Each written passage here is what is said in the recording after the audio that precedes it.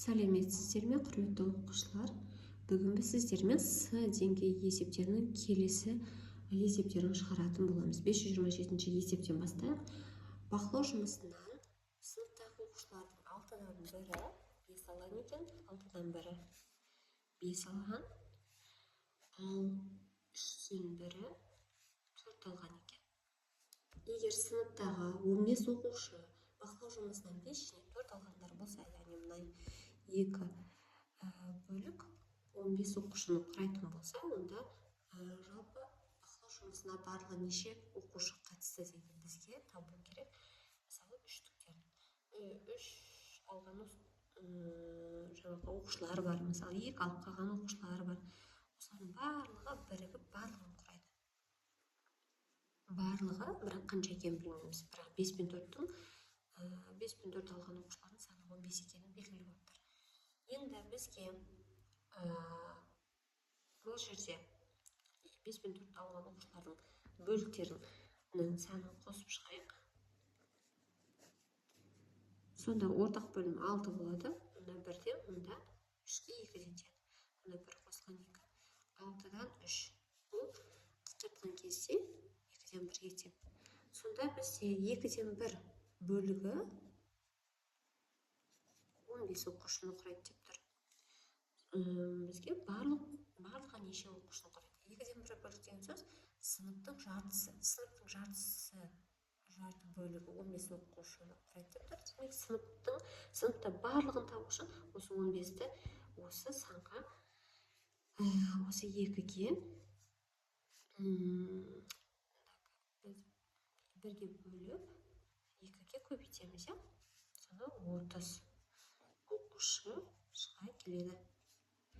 Яғни мына санымызды мына бөлікке бөлу керек деген сөз. Сонда бізде 30 оқушы, барлығы 30 оқушы. Жауабы 30 оқушы.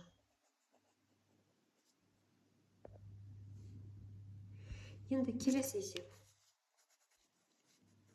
528 есеп. Так, бізде әңгімедегі сөздердің 15-тен 2-сі етістіктер,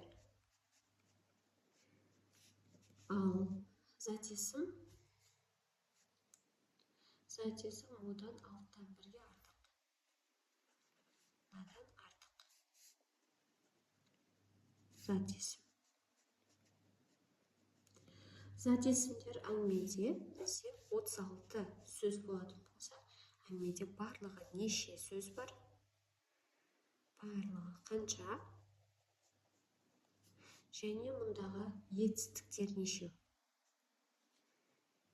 Соны табуымыз керек. Алдымен біз зат есім тауып алайық. Зат есім табу үшін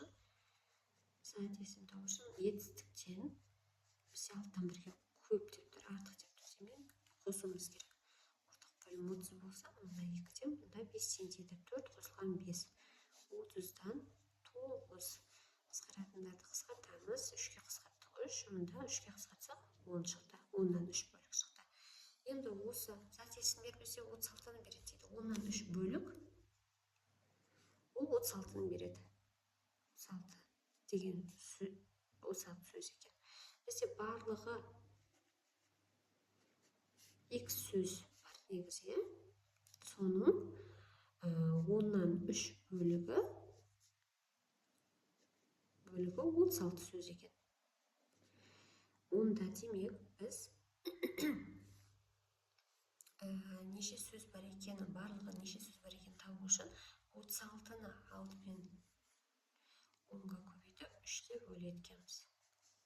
Сонда 360-ты бөлеміз 3-ке. 120 сөз, барлығы 120 сөз екен. Мына жерге барлығы дейін. Ал енді етістіктердің неше екенін табу үшін мен 120 сөзден азайтып тастаймын зат есімдердің санын. Себебі барлығы етістік пен зат есімнің қосындысы ғой.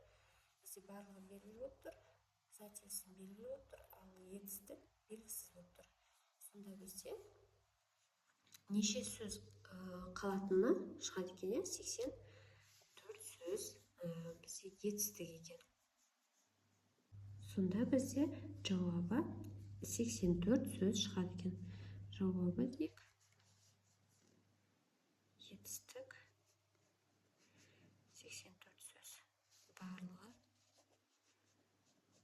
120 сөз дейік. Осымен есебіміз бітті. Видео сіздерге ұнаса, онда видеоға лайк басып және комментарий жазуды ұмытпаңыздар. Сонымен қатар каналға тіркеліп қойыңыздар, себебі бұл каналдың дамуына өз үлестеріңізді қосқандарыңыз болады. Келесі видеоларда кездескенше.